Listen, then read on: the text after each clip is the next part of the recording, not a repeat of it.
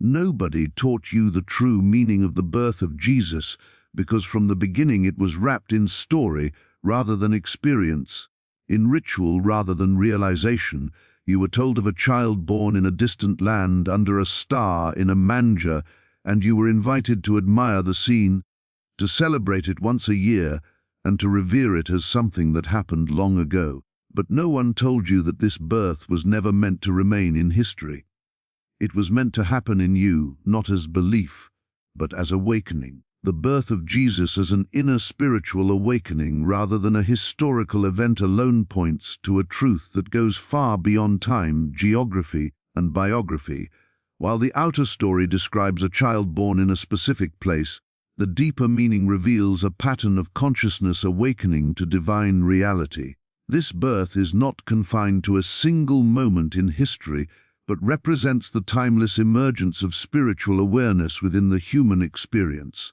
When understood inwardly, the birth becomes a revelation of what happens when human thought yields to divine presence, when the sense of separation between God and humanity dissolves, and when life is recognized as spiritual rather than merely material. This awakening does not arrive through intellectual study or emotional excitement.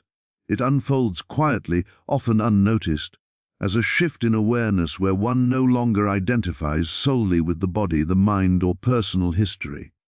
In this inner birth, the belief that life is governed by chance, fear, or external power begins to lose its grip. What replaces it is a subtle but profound recognition that life is upheld by an intelligent, loving presence that has always been active within consciousness. This is not imagination or belief, but realization, a direct knowing that does not depend on outward proof. The historical narrative serves as a symbol, a way of pointing toward this inner transformation, but when the symbol is mistaken the substance, the living meaning is lost. The true birth does not require a manger, a star, or witnesses. It requires receptivity, humility, and stillness of thought. The inner noise of striving, self-importance, fear, and resistance must quiet down, because divine awareness does not force itself upon the human mind. It reveals itself only when there is a willingness to let go of false identities and inherited beliefs about limitation and separation. As this inner birth takes place, consciousness begins to function from a different foundation. Instead of reacting to life from memory, conditioning, and fear, one responds from clarity, peace, and intuitive understanding. Compassion becomes natural rather than moral. Trust replaces anxiety without effort. Love is no longer something sought or defended, but something expressed spontaneously. These changes are not the result of personal willpower, but of alignment with a deeper reality that was previously obscured by material perception. Seeing the birth of Jesus as an inner awakening also explains why it must be continuous rather than singular. Each time awareness rises above fear, judgment, or false belief, the Christ is born anew in consciousness. Each moment of surrender to truth over appearance marks another step in this unfolding realization. This inner birth does not elevate one person above another, it reveals the same divine presence available to all, regardless of background, belief system, or tradition. It is universal because it is rooted in consciousness itself, not in culture or creed, revealing that the essence of spiritual life is not about remembering a sacred event, but about allowing that sacred awakening to occur within the present moment again and again. Christ as a universal divine presence, not confined to one person or time, reveals a truth that dissolves the boundaries humanity has built around spirituality.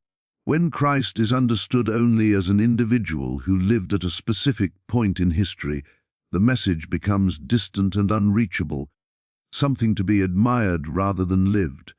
The deeper meaning shows Christ as the eternal presence of divine consciousness, expressing itself wherever there is awareness receptive to truth.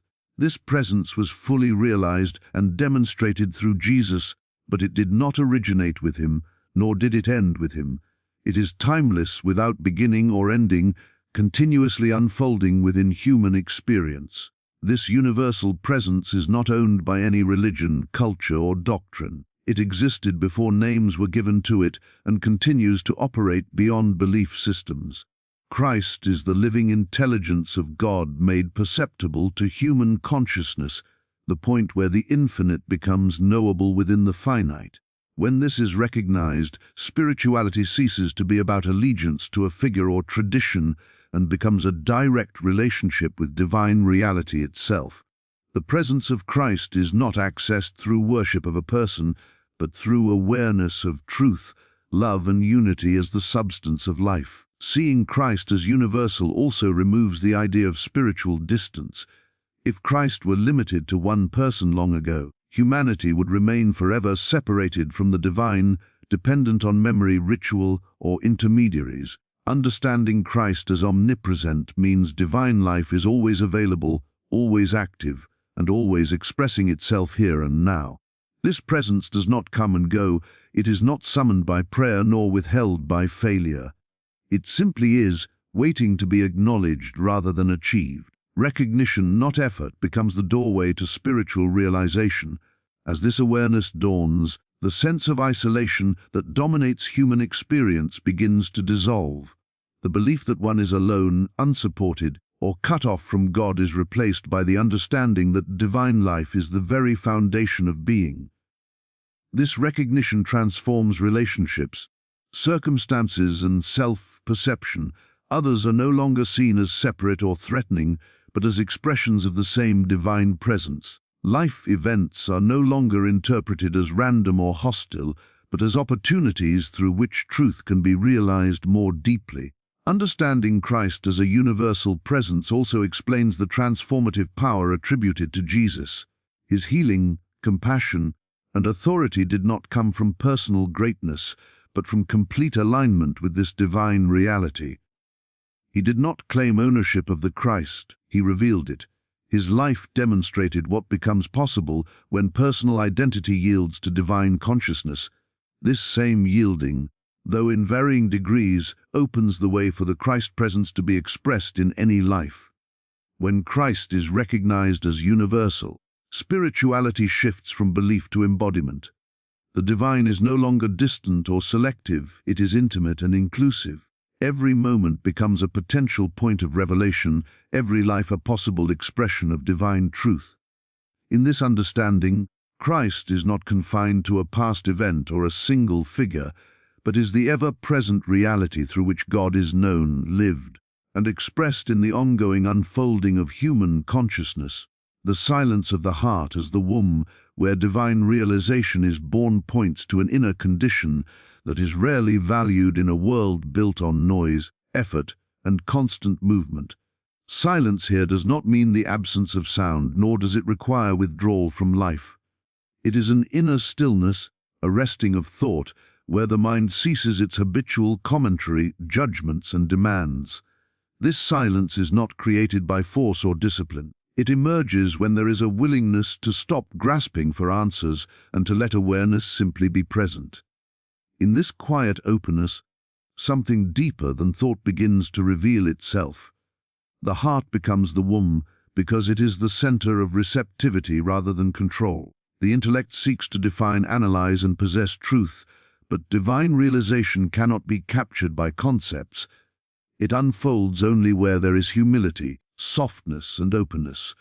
Just as physical birth requires a protected, receptive space, spiritual birth requires a consciousness free from resistance. When the heart is crowded with fear, desire, resentment, or expectation, there is no room for realization to emerge. Silence clears this inner space, not by fighting thoughts, but by allowing them to settle and lose their authority. In this silence, identity itself begins to loosen. The constant inner narration of I and mine fades into the background, and awareness shifts from personal history to present being. This shift is subtle but powerful. It is here that divine realization is conceived not as an idea but as recognition. One does not think God into existence.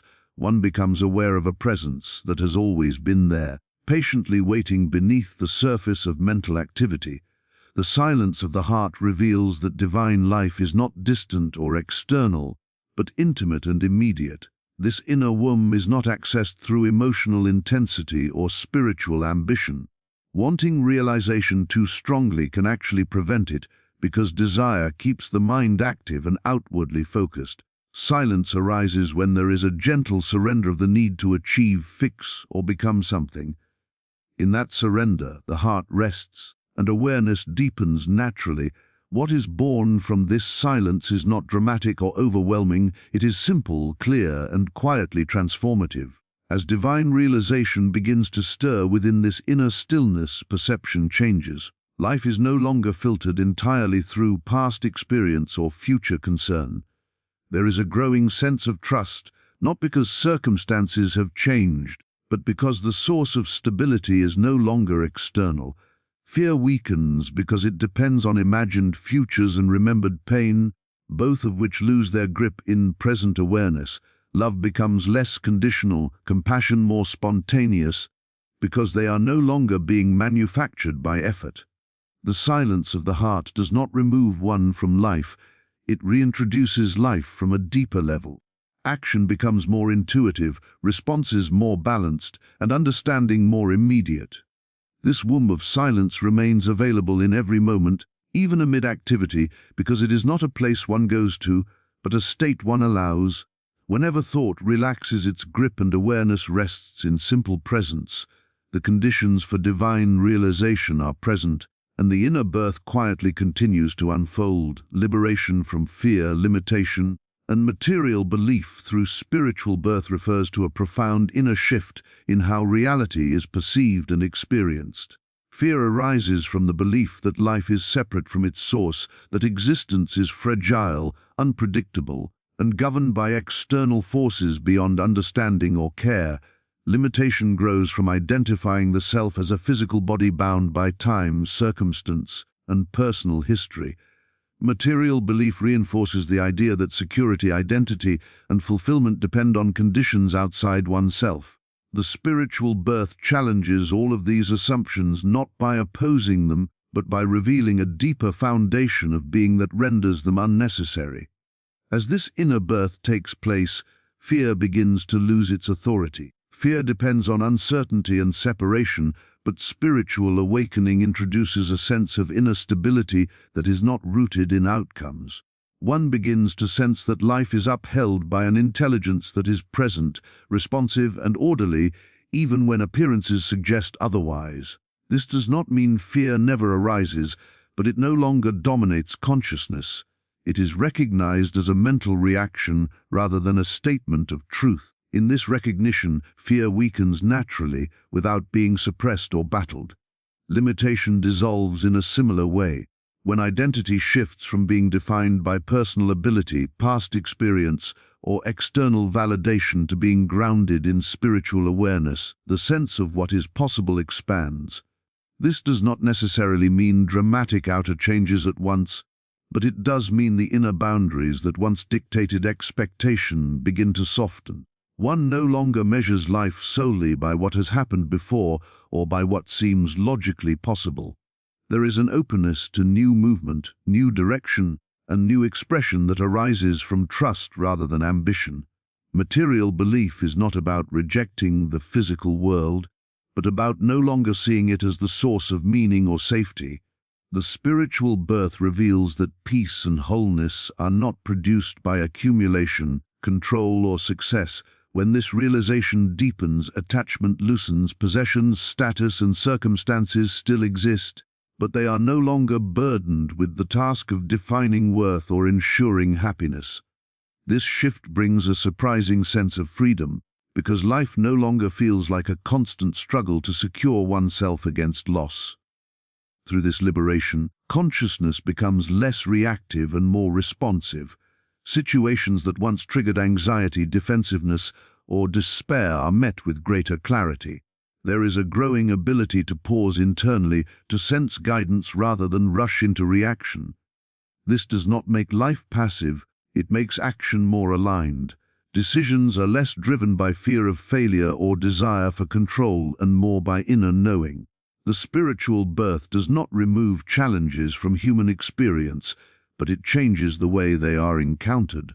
Challenges are no longer interpreted as evidence of lack or punishment, but as moments where deeper understanding can emerge. In this way, liberation is not an escape from life, but a release from false beliefs about life. Fear, limitation, and material dependence gradually give way to a quieter confidence rooted in awareness of an ever-present spiritual reality expressing itself through everyday experience. The difference between worshipping an event and living its meaning lies at the heart of why spiritual teachings often lose their transforming power over time. When an event is worshipped, it is placed safely in the past, preserved through ceremony, tradition, and repetition. It becomes something to remember, reenact, or honor, but not necessarily something to experience. In this way, the mind can admire the event without being changed by it. Living its meaning, however, requires a present engagement that touches consciousness and reshapes perception, identity, and behavior from within. Worshipping an event often creates distance. The birth of Jesus, when treated only as a historical moment, becomes something extraordinary that happened to someone else under special conditions. This can inspire reverence, but it can also quietly reinforce the belief that such divine moments are rare and inaccessible. The event is placed on a pedestal, admired from below, while ordinary life remains untouched. The meaning, instead of being integrated, is externalized. This separation allows people to feel devoted without having to confront the deeper invitation to transformation. Living the meaning of the birth shifts attention from what happened then to what is happening now. It asks not how beautifully the story is told, but how fully its truth is being expressed in consciousness. The meaning of the birth is not confined to a child in a manga. It is the awakening of divine awareness within human experience. To live this meaning is to allow that awareness to inform thought, intention, and action. It is not an occasional reflection, but a continuous orientation toward inner truth. This difference becomes clear in how spirituality is practiced. Worshipping an event can remain comfortable, familiar, and unchanged year after year. Living its meaning can feel unsettling at first because it challenges old identities and habitual reactions. It invites a re-examination of fear, judgment, and attachment. It calls for forgiveness where resentment once lived and for trust where control once dominated. This is not achieved through moral effort alone, but through a growing awareness of divine presence active in daily life. When meaning is lived, spirituality moves from symbolic to experiential. Prayer becomes less about asking and more about listening. Scripture becomes less about interpretation and more about recognition.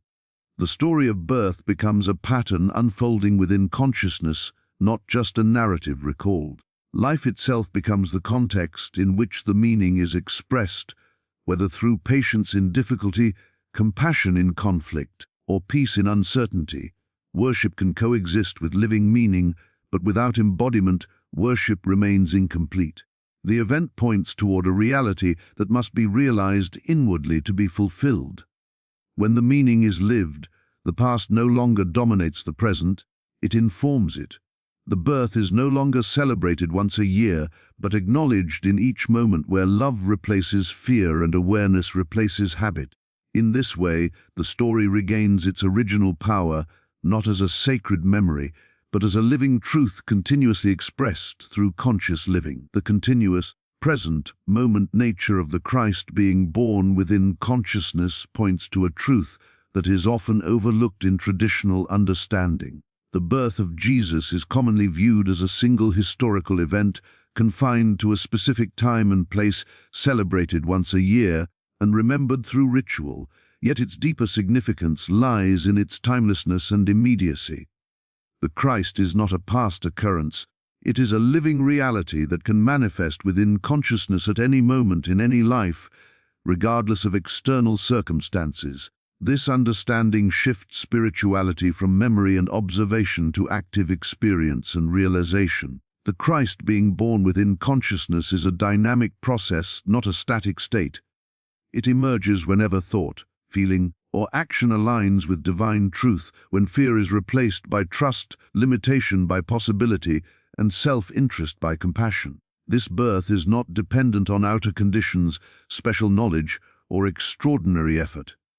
It is available in the ordinary moments of life, in the quiet acknowledgement of presence, in the willingness to let go of resistance, and in the recognition that God is not elsewhere but here, now, within. Each moment of awareness opens a doorway for this birth to occur, making it continuous and ever renewing.